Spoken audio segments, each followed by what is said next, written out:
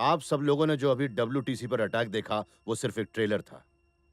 WTC पर हुए हमले से कहीं ज्यादा घातक हमला वो हमारे भारत देश पर करने की फिराक में है, और यह भी पता चला है कि कुछ आतंकवादी भारत देश में घुस चुके हैं।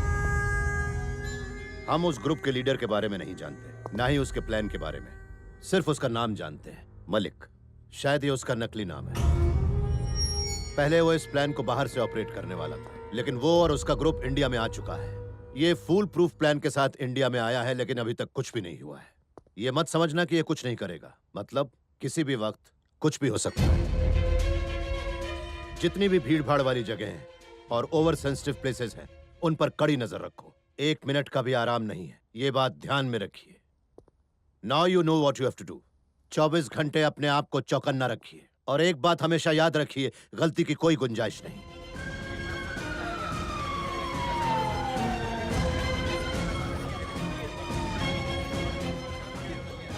देखो, हर एक गाड़ी की ठीक से तलाशी लेना।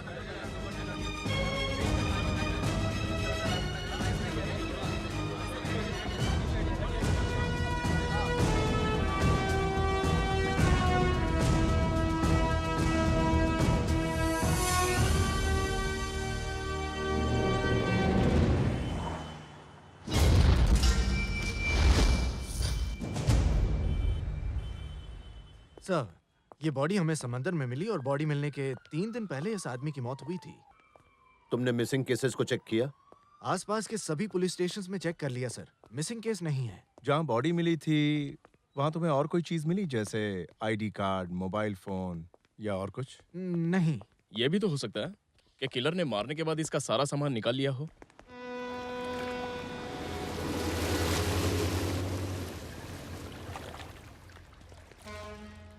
सर, बॉडी यहाँ पर मिली थी हमें।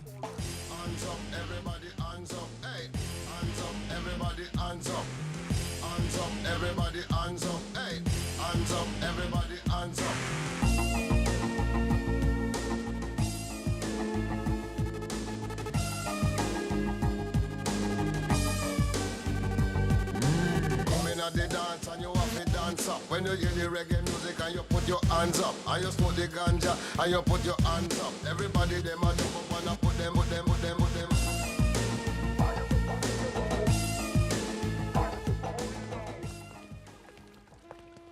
आखिर ये मरने वाला था कौन बेचारा? इसका मर्डर हुआ तो आखिर क्यों? इसकी मौत के पीछे जरूर कोई राज छुपा है, और उसी राज में हमारे सारे सवालों के जवाब।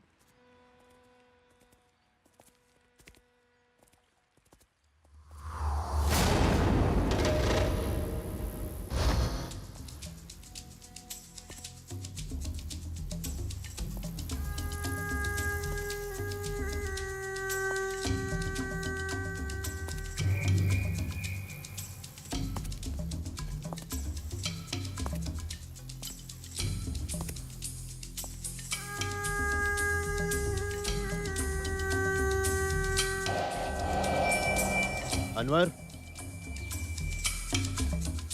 Sir, please come.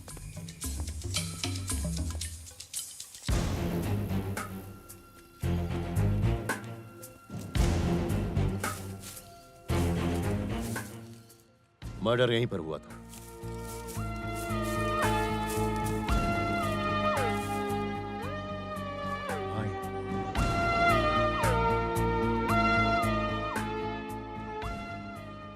ऐसी टोपी हमारे यहाँ तो पहनी ही नहीं जाती। सच कहूं तो मैंने ऐसी टोपी पहली बार देखी।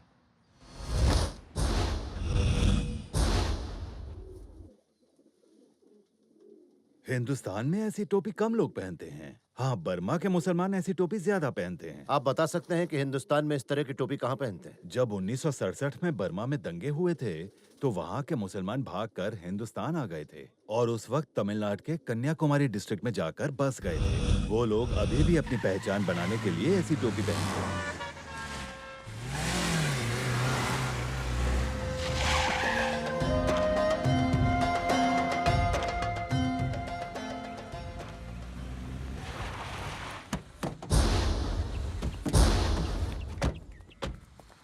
अस्सलाम वालेकुम।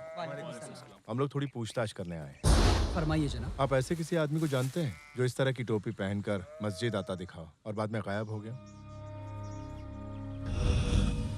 ये तो किसी बर्मा मुस्लिम की टोपी है। यहाँ तो कई लोग ऐसी टोपी पहनते हैं, इसलिए बताना बहुत ही मुश्किल है कि ये टोपी किसकी हो सकती है। मस्जिद में कई मुसलमान इस तरह की टोपी पहन कर आते हैं।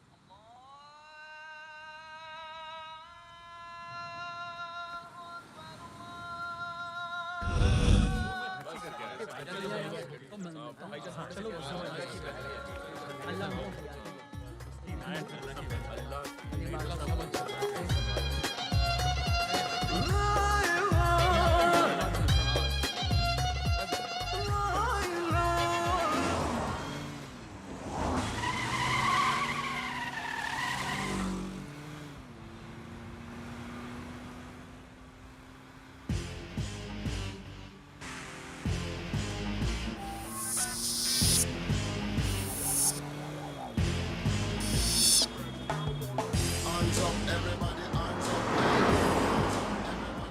Police station.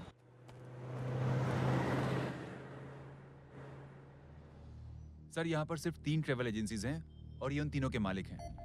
ओके, मुझे लिस्ट चाहिए उन लोगों की जो 22 और 23 के दरमियान कोचिन गए हुए थे। सर 22 तारीख को मेरी एजेंसी से 2 लोग कोचिंग गए थे। उनके नाम बोलो। सर एक का नाम मोहन बंसल है और दूसरे का नाम अकबर बादशाह। और तुम्हारी एजेंसी से? 22 और 23 को कोई हमारे यहाँ से तो कोचिन नहीं गया। सर 23 तारीख को मेरे यहाँ से कुछ लोग कोचिन गए थे। नाम बताओ। उनके नाम हैं, हाँ सर 2 लोग थे, एक था हैदर और दूसरा यासीन, लेकिन सर दोनों में से बस एक ही वापस आया था। हैदर का एड्रेस क्या है? सर उसका मकान नंबर है 49, मोहल्ला अट्टापल्ली और गांव टेंगापल्लम। और यासीन का? सर वो भी उसी गांव में रहता है।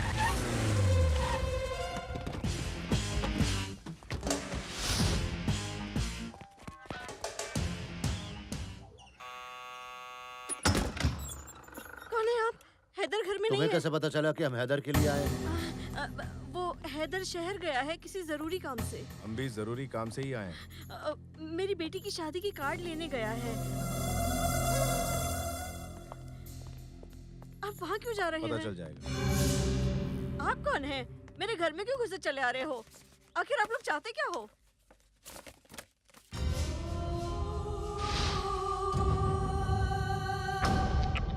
हैदर को छोड़िए, यासीन का है। यासीन? वो कौन है? वो कौन है? क्या है ये? बिल्कुल आप लोग हमें परेशान क्यों कर रहे हैं? बेकसूर है। मेरा आपसे भाई मैंने ये सब कहा कर ना ही हमारा नहीं बेटा सकता। शहर उसने गया ऐसा है। कुछ नहीं आपको किया समझ में है। नहीं आता? आपके पास क्या इतनी देर सबूत से है? देख रही हूँ, आप हमारे घर की चीजों को हाथ लगाए जा रहे हैं। अरे कहाँ जा रहे हैं आप?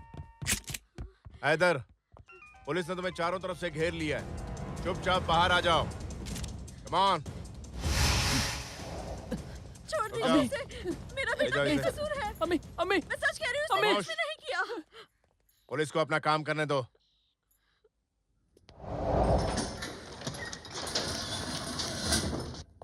Good morning sir. Good morning. उसने मुंह खोला या नहीं? नहीं सर। हाँ भाई, 22 तारीख को तो कोचिन क्यों गया था? मैं अपनी बहन की शादी के कार्ड लेने गया था सर। तूने यासीन को क्यों मारा? नहीं, मैंने किसी को नहीं मारा सर। तो और फिर किसने मारा उसे? पता नहीं तूने ही उसको मारा है और झूठ बोल रहा है। सर, मैं सच कह रहा हूँ, मैंने उसे नहीं मारा। सर ये ऐसे अपना मुंह नहीं खोलेगा। इसकी जरा धुलाई करनी पड़ेगी तब खोलेगा। नहीं सर, मुझे कुछ नहीं पता। मुझे कुछ नहीं पता। मैं क्या बताऊं? सच बोल। अगर मैंने आपको सच बताया तो वो शेख मोहम्मद मुझे मार देगा सर। शेख से डरने की जरूरत नहीं है, उसे भी हम उठा के लाएंगे। अनवर, लेकिन शेख मोहम्मद ने कहा था वो इसे जानता ही नहीं। और क्या? नहीं सर, शेख मोहम्मद झूठ बोलता है। उसी ने तो मुझे कोचिन भेजा था सर। मैं सच कह रहा हूँ, वो 22 तारीख को मेरे घर पर आया था।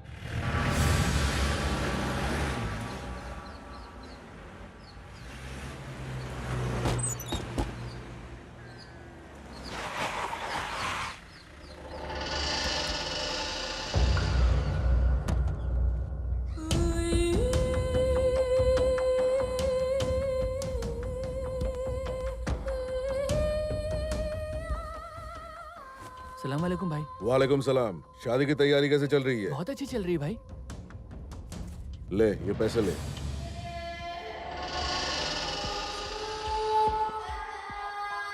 मेरे काम से कोचिन जाना है। अपनी बहन की शादी की टेंशन बिल्कुल मत लो। ये ले और पैसे रख। आपके रहते क्या टेंशन भाई, मैं कोचिंग जाके आता हूँ। शादी तो आपकी दुआ से हो ही जाएगी। अल्लाह निगहबान हो तुम्हारा। कोई गड़बड़ मत करना, ध्यान रहे। ठीक है भाई।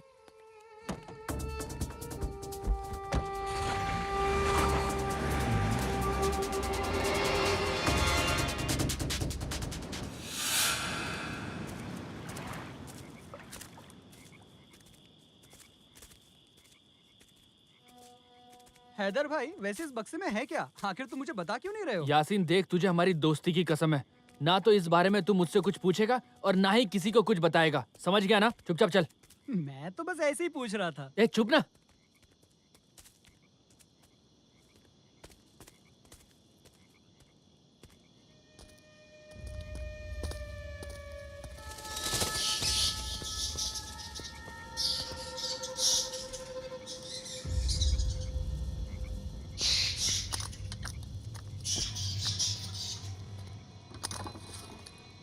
ये पार्सल अगर कहीं किसी गलत शख्स के हाथ लग गया तो? देख भाई, मेरे काम इस पार्सल को यहीं तक छोड़ना था। चल यहाँ से।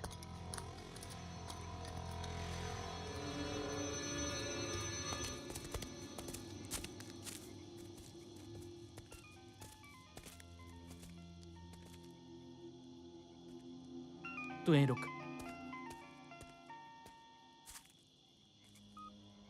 हाँ भाई, जैसा आपने बोला था मैंने पार्सल ठीक उसी जगह रख दिया है। चलो अब निकलो वहां से। ठीक है भाई। ओके भाई।